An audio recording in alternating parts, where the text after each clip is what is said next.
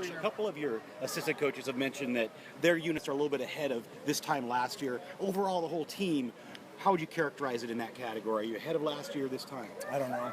I think there's so many things that I was joking the other day.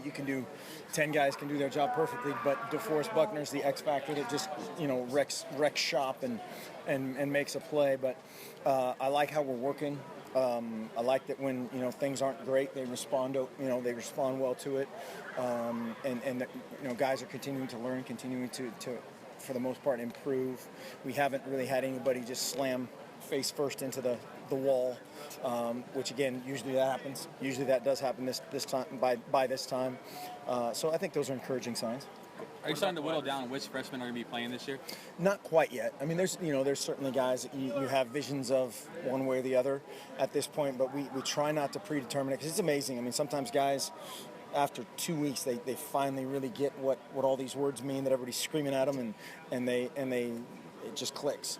And so you just try to push everybody's tempo as best as possible from a physical standpoint and a emotional standpoint, and kind of see what happens.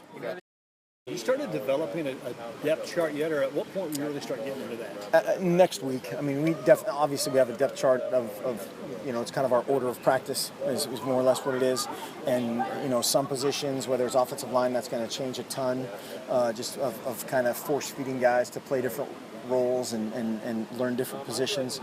Invariably, unfortunately, you're gonna that's going to pop up at some time during the year, and then we just tell those guys to go out and work your tail off and see what happens at the end of the day.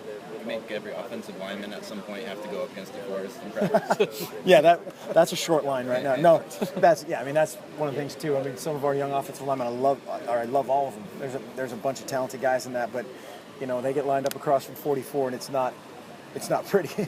What is expected of DeForest this year? Well, a ton, on and off the field, and he's stepped up in that regard. He's become a much better leader. From a vocal standpoint, he's always been a really good worker, and we just want him to infect some more people.